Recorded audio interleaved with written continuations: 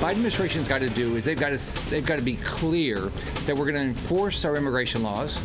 We're going to enforce our asylum laws. We're going to secure our borders. Tough talk from Republican Senator Rick Scott about the growing migrant crisis across South Florida.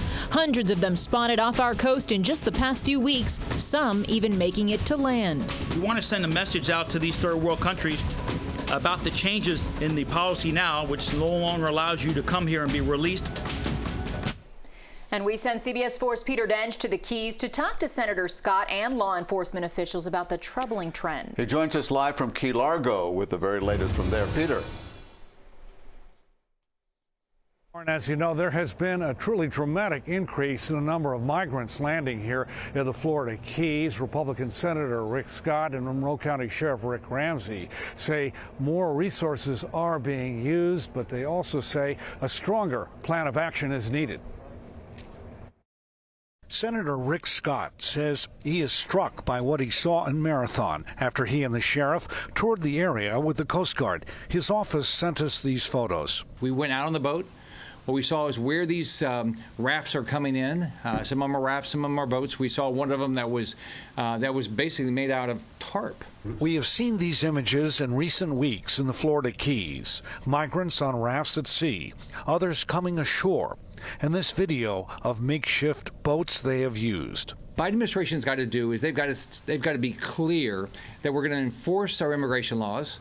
We're going to enforce our asylum laws. We're going to secure our borders. The Biden administration can't pacify the Castro regime. We believe in legal immigration, but if you don't, you shouldn't be coming into this country. The Coast Guard has beefed up patrols, and Customs and Border Protection, FHP, and the Monroe Sheriff's Office have also added dozens of agents, troopers, and officers. The sheriff is worried about the safety of migrants at sea. There's documented 65 people lost their lives last year coming across that we know of.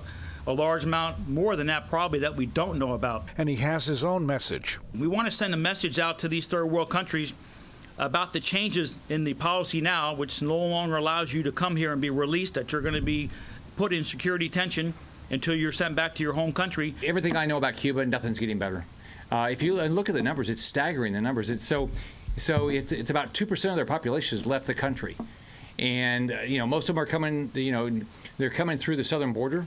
And many of them, as you know, are coming to Florida because they've got a lot of relatives and friends here.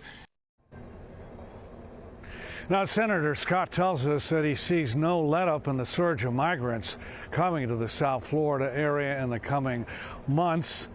The governor activated the National Guard earlier this month, and that should help the Sheriff's Department. Coming up at 6 in just 1 hour, some equally strong words from Democratic Congresswoman Debbie Wasserman Schultz in defense of President Biden. You won't want to miss what she has to say.